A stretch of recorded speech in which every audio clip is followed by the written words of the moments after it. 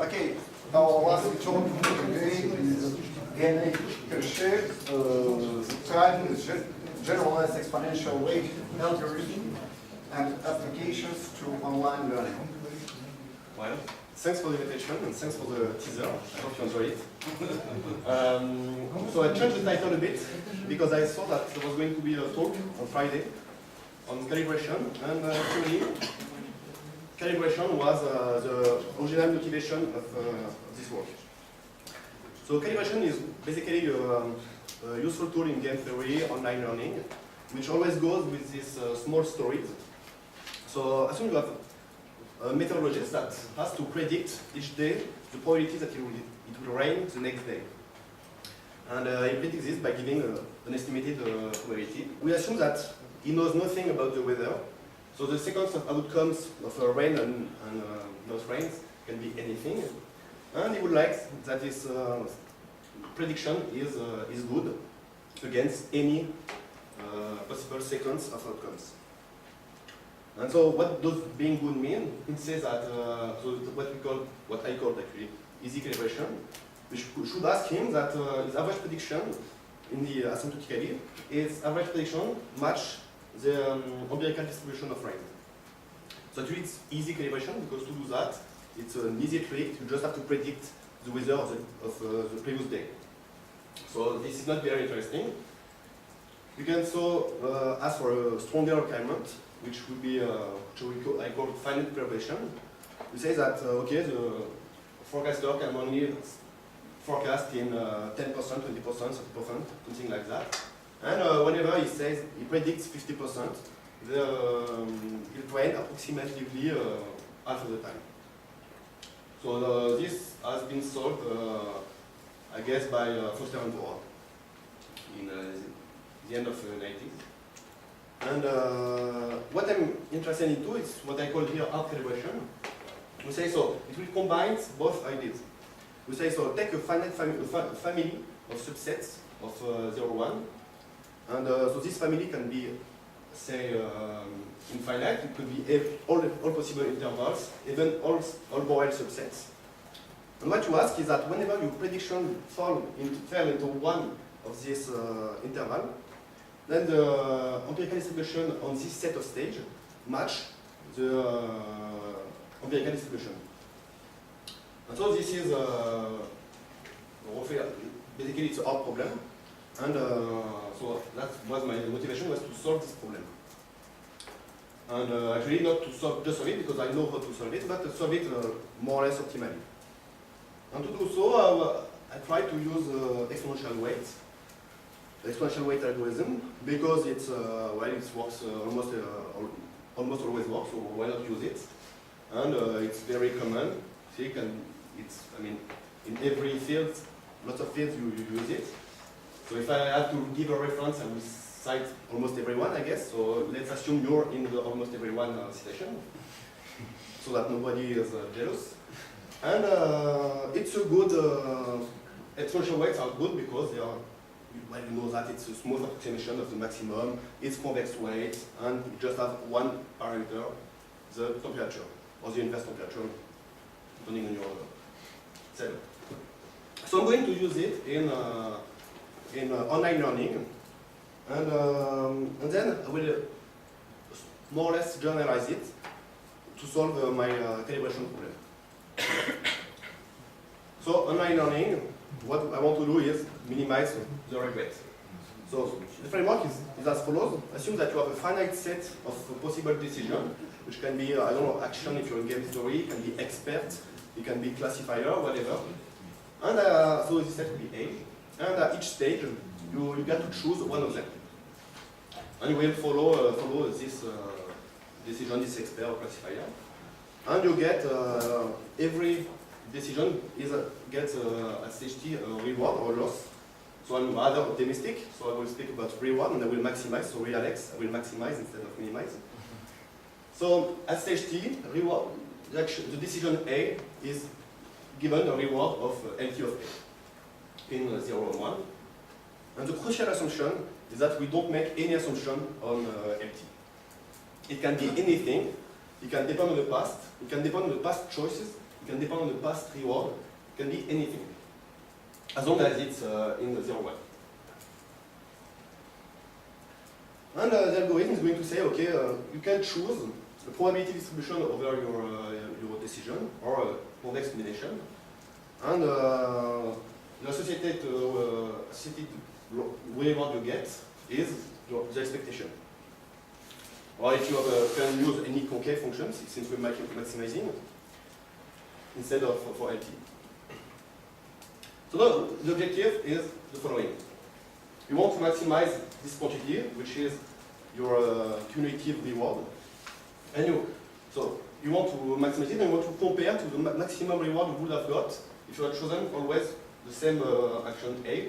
So assume that you have the best one, and you compare your loss against the best, your reward, sorry. Compare your reward against the best reward. And you want this to grow sublinearly. And what we know is that there is this quantity can be upper bounded if you use the right algorithm by in square root of t times log a being the dimension of a, so it should be a t. And the right way to one right way to do it is to use the exponential weight algorithm, which in this framework has been introduced by Wolfgang or Littlestone and Warmuth. And the idea is simply you choose action A with a probability that is proportional to the exponential of your cumulative reward. And this algorithm achieves the optimal rate, the optimal rate of the level. So your regret will be smaller than some constant time square root of log A times t. So now I want to generalize this problem. You see how. So let's just see this problem can be seen as not a scalar problem but a vectorial problem. And define for each stage your vector of reward RT as the loss of action, the reward of action A minus the reward of your algorithm. So this is a vector in RD. And minimizing your regret, the regret at stage T is exactly the infinite norm of your cumulative reward, the vector, sorry. So the positive part of this vector. So we can embed this problem into a vectorial problem where at each stage the reward is a vector. And you want that the cumulative vector has a small infinite norm. In this framework, you can see it's quite easy to see that the exponential weight algorithm is associated to this potential phi. So it's quite usual. And phi actually is, as I said before, is a smooth approximation of the infinite distance. And also easy computation shows you that xt is simply the gradient on phi. So for instance, if we have, so I can draw a picture. So here I represent a level set of phi, and you can see two level sets of uniform distance. And you can see, well, it's rather a good approximation. So this is basically, instead of using you want to minimize this uniform norm. The uniform norm is not smooth, so use a smooth approximation of it. And at each stage, you're going to choose the gradient of this approximation. So this is what they did, and it becomes an optimal. It is an optimal algorithm. The only issue is that okay, it works for regretization, but we can define stronger notion of regret, and as you will see, exponential weight algorithm cannot be applied in this setup. So this has been called the swap regret. So swap regret is, so let's take a family of swap mappings. So swap mapping will be a function from A to A that say basically whenever you choose AT, instead of choosing AT, you should have chosen phi of AT. And you can define regret in terms of these mappings, these swap mappings, by saying, okay, my regret is going to be difference between my cumulative reward and the best reward I could have got if I have whenever I choose 80, I should have chosen theta of 80. Okay? So this is what it means. We have the same formulation, we can put it in some vectorial space, just by using exactly the same kind of ideas. And so we want to minimize the uniform norm of cumulative vectors. So let's do the same trick. Let's use a smooth potential and that approximates this uniform norm. So let's use the same one actually, this phi. And so we want to play along the gradient of phi. So let's compute the gradient of phi. But the issue here that the gradient of phi, it's no longer in the right space. The gradient of phi, of course, is in R to the theta, the number of mappings you have. But you don't have theta mappings, you just have d action. You're not in the right space. So you cannot say, okay, I'm going to choose my action according to this gradient. This does not make any sense. So now, since this does not work, I can ask three questions. Can we minimize swap regret, this version of regret? If it is, well, do we have any optimal rate?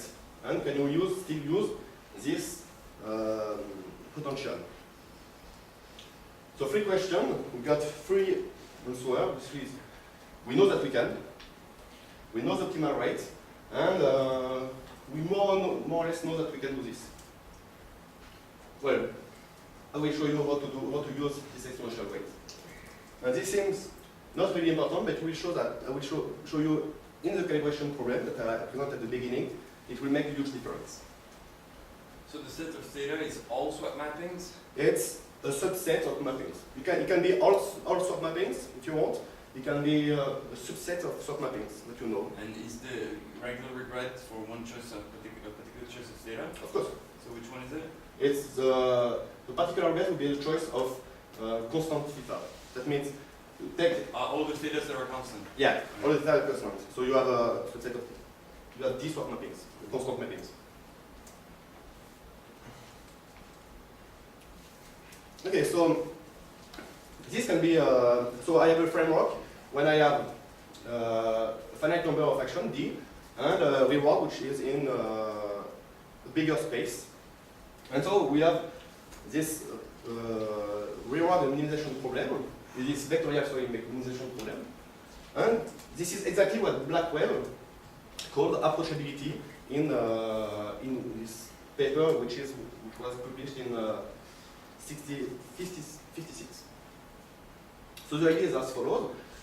You choose xt in some convex subset of RD, just as before, and the environment choose yt in a convex subset of RD to the k. So that means that you have k optimization problems, simultaneously optimization problems that you want to optimize in some sense.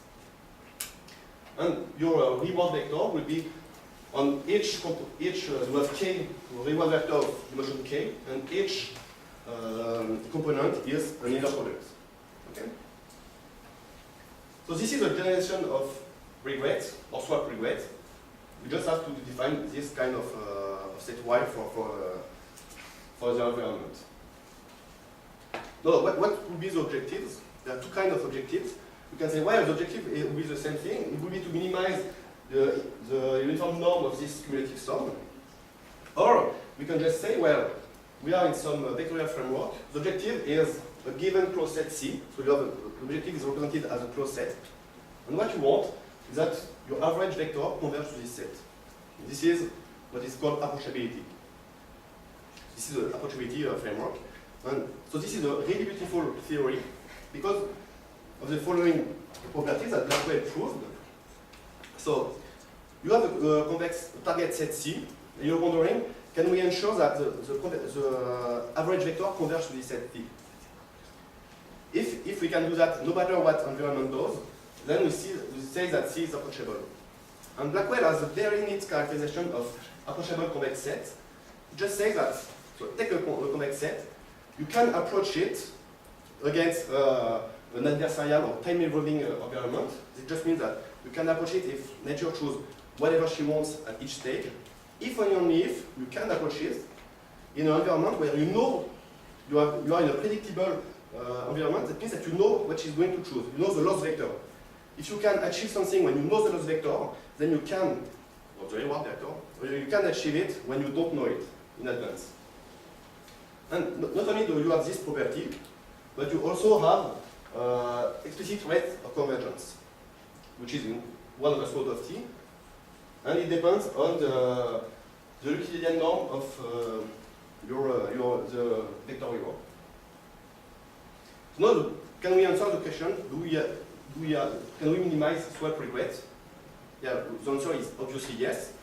Why? Because if you know in advance what nature is going to do, you know in advance the vector of reward, you just want to choose xt that maximize your reward.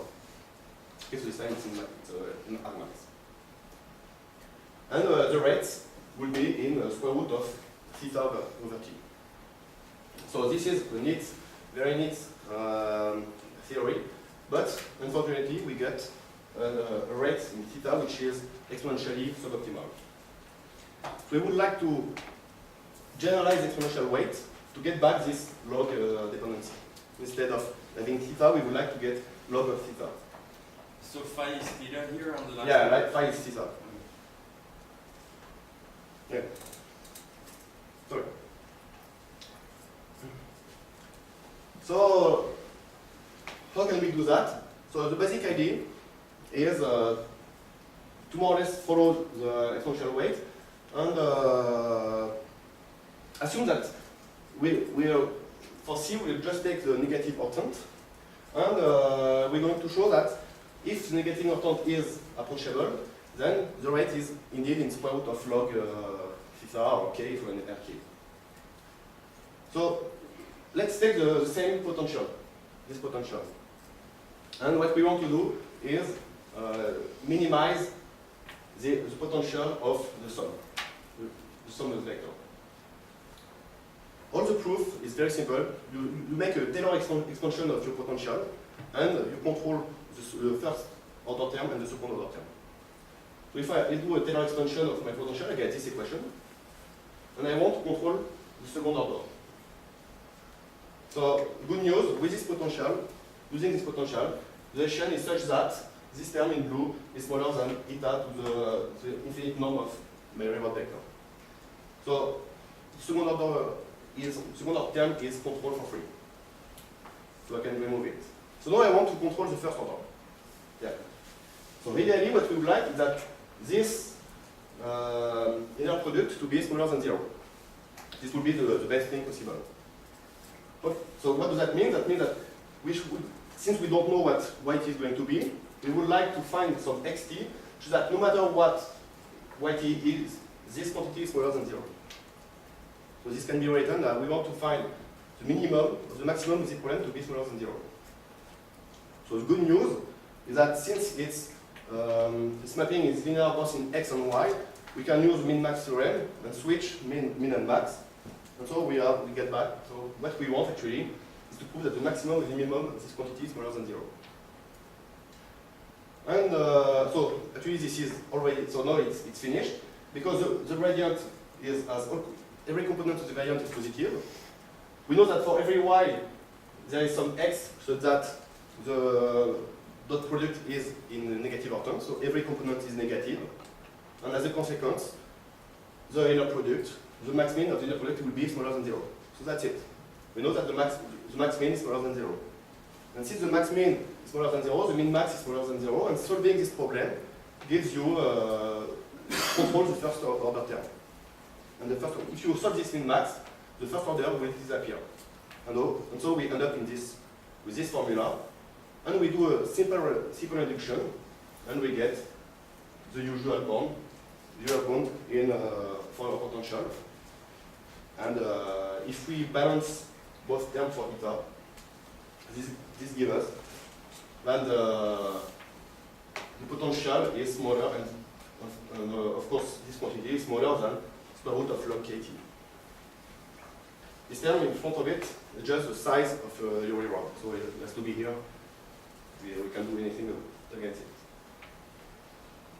And so this whole techniques can be generalized to product set C, because if you have product set, product set of dimensional k, is like a negative of front of dimension 2k. It's not easy, it's easy to see it. And so you get, instead of k here, you get 2k, but I guess it's okay. A few remarks. Each stage we solve a min-max program, so that's quite not too difficult in some framework if you have like Turitops. Blackwell had the idea to use this min-max to prove this theorem, and using potential trace back to Artemis Colel and César Bianchi-Lugosi. And that's it. What I want, I prove a result in expectation. We can do it with great probability without the knowledge of T. It's usual to start to restart. And for those who know Blackwell original theorem, but actually this algorithm is just Blackwell algorithm when you against some fictional points. I just mean by that when you want to play against this, so it will be the gradient of your potential, and Blackwell will use the gradient of the potentially used is a polynomial, so you can write it in the same framework. But so I said it's a generalization. Is it a generalization? Well, yes. Otherwise, I would change my title. So my algorithm solves this max-min problem. So for regrets, we know that Y has this form. If you compute the dot product between X and L, which will be between an element of 0, 1 to the D, you get a vector which is LA minus LX. You put it in this formula, in this inner product, and you notice that you get LT plus 1 of the gradient minus LT plus 1 of XT. And the only way you get that this only way you get that this quantity is for sure smaller than 0 is to choose xt plus 1 exactly equal to this, to the gradient, and this is the exponential weight algorithm. So indeed, this is the vector valued generalization of exponential weight algorithm. François Progret, we can use it in François Progret to get a log of theta bound. So now I will finish, I don't know, 5 minutes? 10 minutes. So about calibration. So this was the motivation. How do we solve this problem? So it was exactly the first slide. So now I'm interested into hard calibration, I said. So what I will look for the family F will be the family of all L infinity balls. So just for simplicity, but it works for any LP balls. Or we can also do it, techniques will work for all Borel sets. But let's focus on L infinity ball. To calculate the objective, so we have a finite set of finite state space omega. The environment at each stage choose one of omega t. We predict it by choosing a probability pt over omega, so that's the probability over omega. And what we want is that whenever we predict that the prediction fell into F, the average prediction matches the empirical distribution up to this frequency term. So that's our objective. And the difficulty of this problem is that we have, of course, a supremum over an infinite families. But as you are well aware, we're going to use the complexity of this class to get the result. So our algorithm goes as follows. At the first step, we're going to choose an epsilon regular grid of probability solution over omega. And at each stage, we will choose a probability solution in this grid.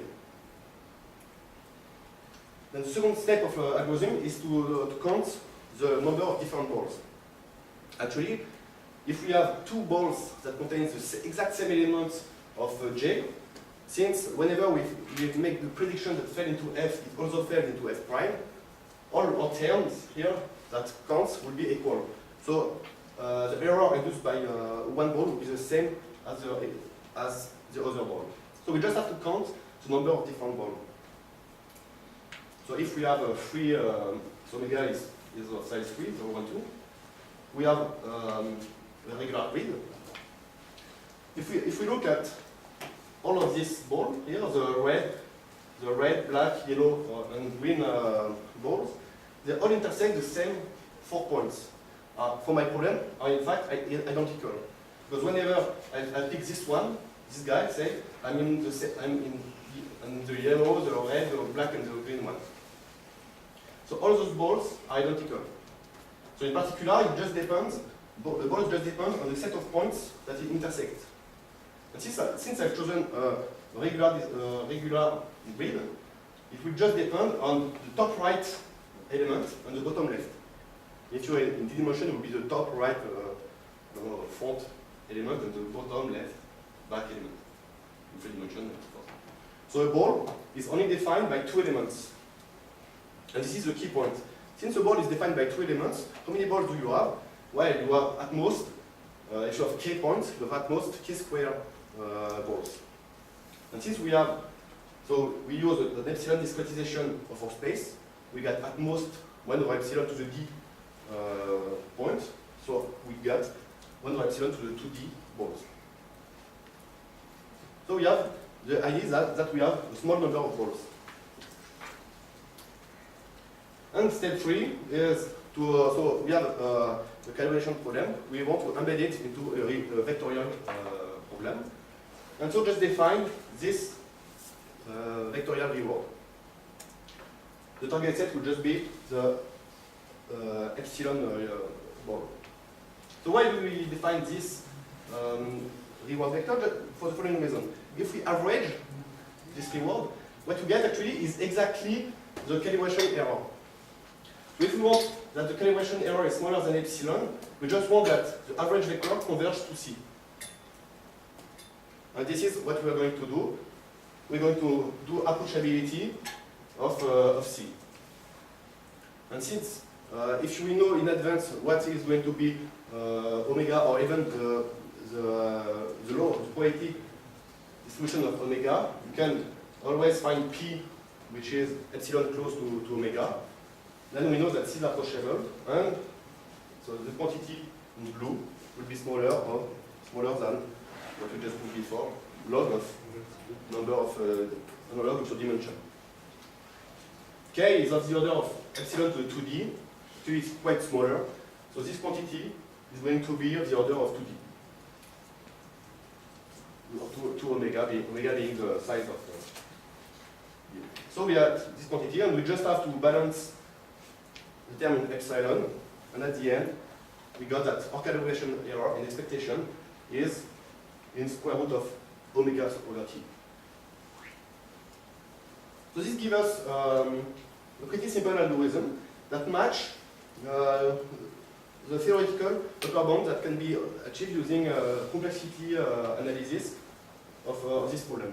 So this is very interesting. If we look now at the problem where F is the family of all Borel sets, using the same trick, we're saying, okay, you take the same grid, you look at the number of different balls.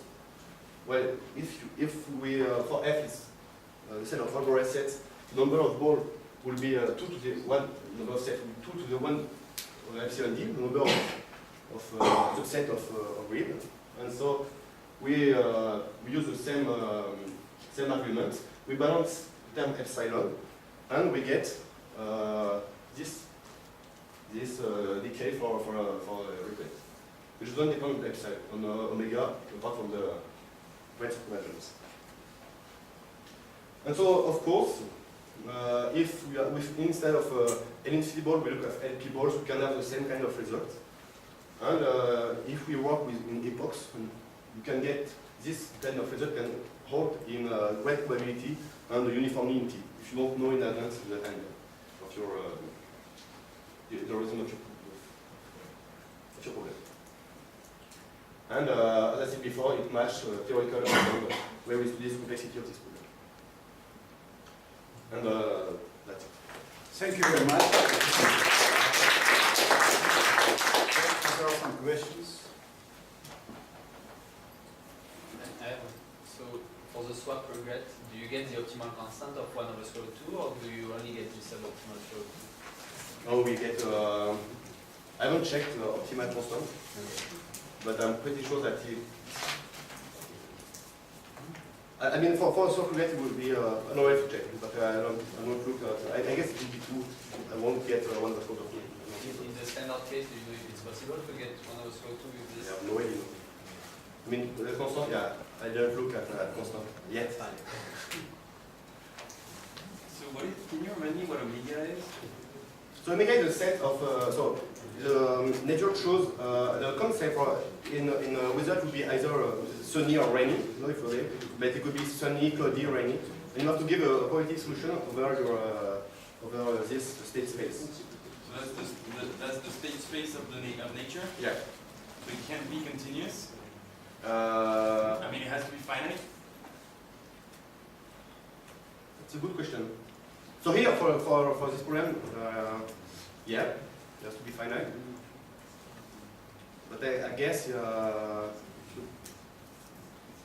a good question. I mean, you have to define what it is to be Yeah, to yeah. agree with nature. With the Yeah, of course. But no, it's. So is there a notion of you know, this thing when you drew the triangle, it looks like you're computing Yeah, VC yeah. dimension. Of I course, mean, yeah. is there something that can be like generalized to finite VC dimension? Or Yeah, that's what you do. You can say, okay, you take the VC dimension of your which is here. Okay. It's hidden, but I don't want to spend too much time in it. But this is what it means. Here you have basically the VC dimension of the family of balls in respect to omega. So that's what it is. So in when you take n infinity balls, the VC dimension would be 2.